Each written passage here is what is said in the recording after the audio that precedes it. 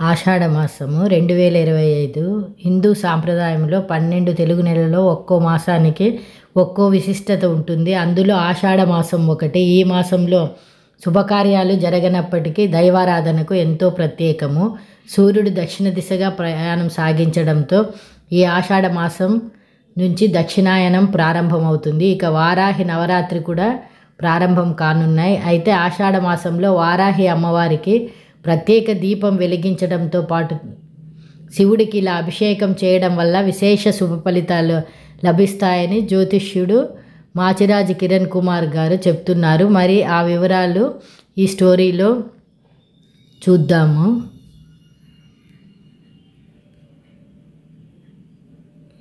ఆషాఢమాసం June 26వ తేదీ గురువారం నుంచి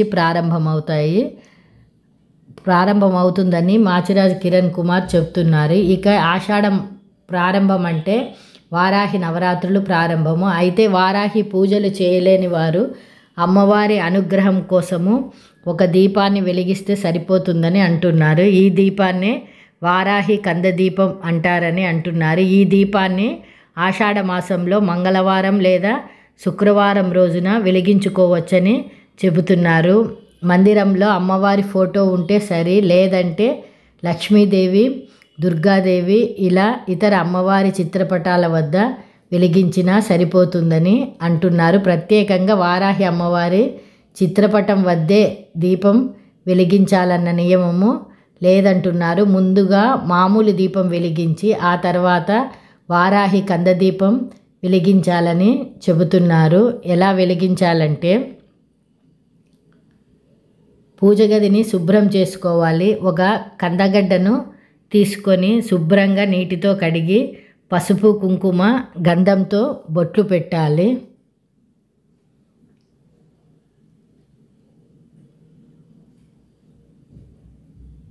అందులో ఓ మట్టి ప్రమిద పెట్టి నువ్వుల నూనె పోసి ఒత్తులు వేసి ఆ దీపం వెలిగించాలి. ఈ దీపం వెలిగించిన తర్వాత ఓం వారాహి దేవతాయే నమో నమః అని మనసులో స్మరించుకోవాలని చెబుతున్నారు. అనంతరం ఆ దీపం వద్ద తేనె, దుంపలు, బెల్లం ముక్క నైవేద్యంగా సమర్పించాలి.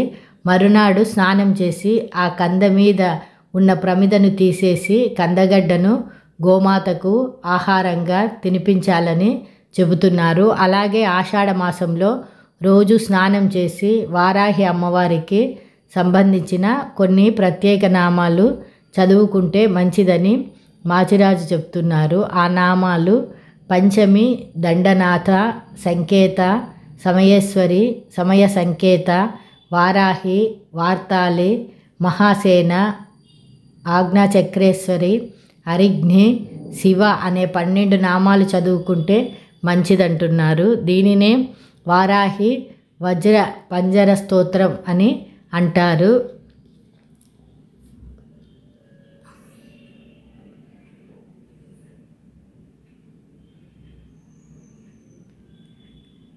శివుడికి అభిషేకము. శివ ధర్మోత్తర పురాణం ప్రకారము ఆషాఢ మాసంలో శివుడికి ప్రత్యేకమైన అభిషేకం చేస్తే 6 నెలల పాటు శివపూజ చేసిన ఫలితం కలుగుతుందని మాచిరాజు వివరిస్తున్నారు. ఈ అభిషేకం పేరు సంతతధార. దీని అర్థం ఏమిటంటే నిరంతరాయంగా శివలింగంపై ఓ ధార పడటాన్ని సంతతధార అభిషేకము అంటారని చెప్తున్నారు. అభిషేకం ఎలా చేయాలంటే పూజ గదిలో శివలింగం పై భాగంలో ఓ గిన్నె ఉంచాలి. ఆ గిన్నెలో నీరు పోయాలి. ఆ గిన్నెకు అడుగు భాగాన చిన్న రంధ్రం ఉండాలి. ఆ రంధ్రం నుంచి నిరంతరాయంగా శివలింగం పైన నీరు ధారగా పడుతుండాలి. దీనినే సంతతధార అభిషేకం అని అంటారు. ఇది ఆషాఢ మాసంలో అభిషేకం చేస్తే శివుని యొక్క పరిపూర్ణ అనుగ్రహము ఉంటుంది.